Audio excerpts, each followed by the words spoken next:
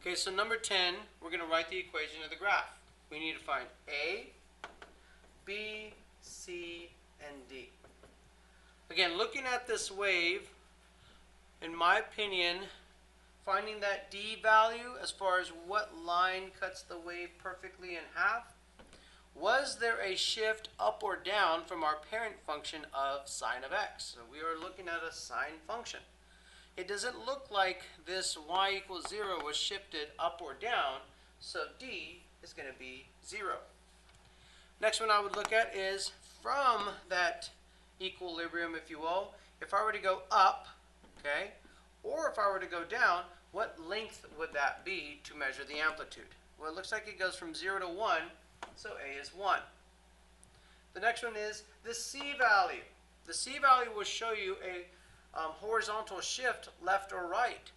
So we know the original sine function goes up from the origin, and because of the fact that this shifted, so it normally would go up right there, it looks like it shifted all to the left this many units right here. Okay, so we just have to see right here how far did the graph shift to the left. Alright, so if this is saying that the point exists at negative pi over 4, we know that right here is at negative pi over 4. So it shifted left, so we're going to put a negative pi over 4.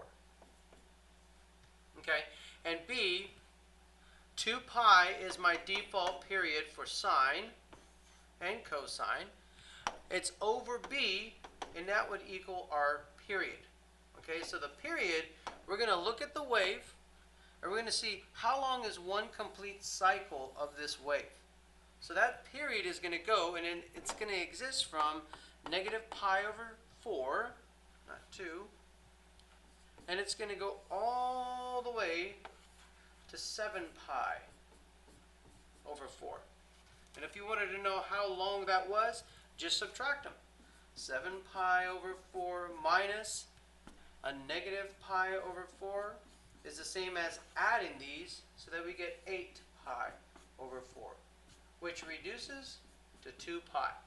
So this period is 2 pi units long. Okay, so if I looked at trying to solve for B, I'd multiply both sides by B. So I'd have 2 pi is equal to 2 pi B. And then I would divide both sides by 2 pi, which those would cancel to 1.